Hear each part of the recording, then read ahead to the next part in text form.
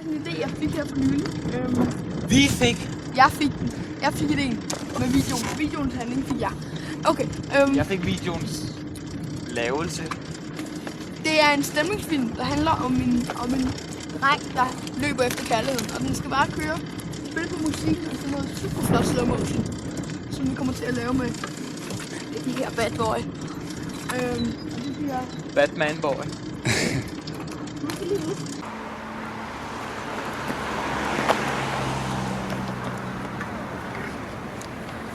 Det er Mathias. Jeg kan se, hvad er det? Det er tidspunkt, hvor jeg falder. Skal jeg fødderne? Vi skal have lidt mere. Ser det godt ud? Vi skal lande. Fedt. Vi skal lande sådan. Nej, du skal bare lande normalt og løbe videre, ikke? Og så løbe videre. 3, 2. 3, 2.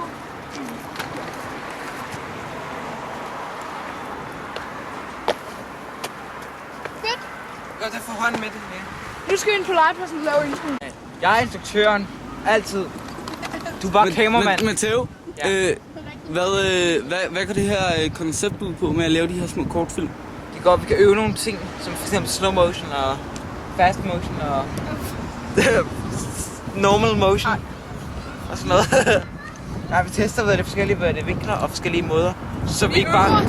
For det er dumt at bare lave et stort projekt og bare sådan, og så hvor man ikke er særlig god til det, så bare spilder tid og spilder penge og spilder andres tid. Det er det værste. Andres tid. Ja.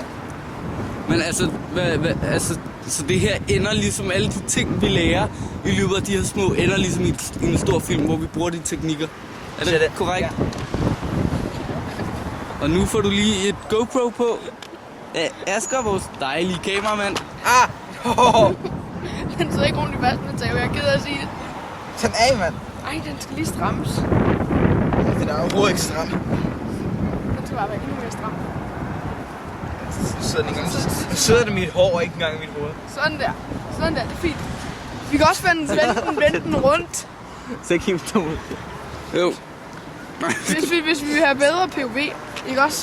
Så kan vi gøre sådan her. Hvorfor? Nej, det virker ikke. Nej, det virker ikke Det er fordi, hvis vi havde sat en arm på og så ned, så ville det faktisk dække hans øje. Cool. Og så kunne vi lave noget, der ligner de der POV-kameraer på film. Ved I, hvordan man laver dem? Jeg ved godt, Asger, jeg sagde det faktisk til dig for ikke så lang tid siden. Nej. Jeg ved godt. På film, på rigtig Hej. film, der har man... Hej, Matteo. Vi ses. Ja.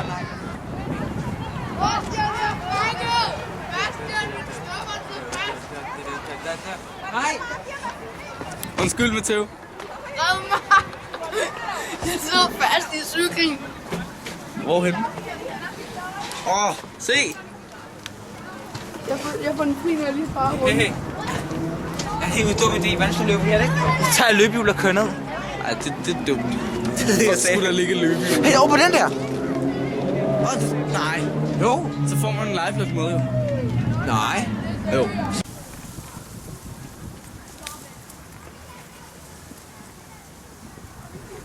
Det her er vores shot til panoreringen, hvor vi kigger rundt over byen.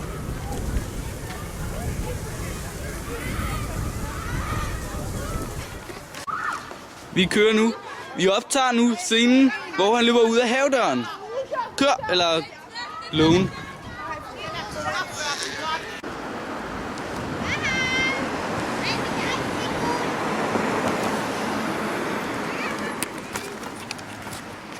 Der har vi så Danmarks største spader, som ja, netop fundet ud af, at de kan finde sig selv på YouTube i morgen.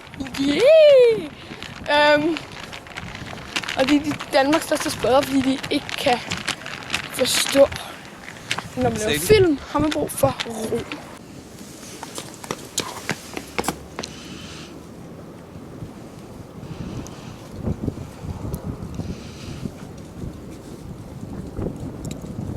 Fedt! Sådan der! Woo! Så er vi færdige.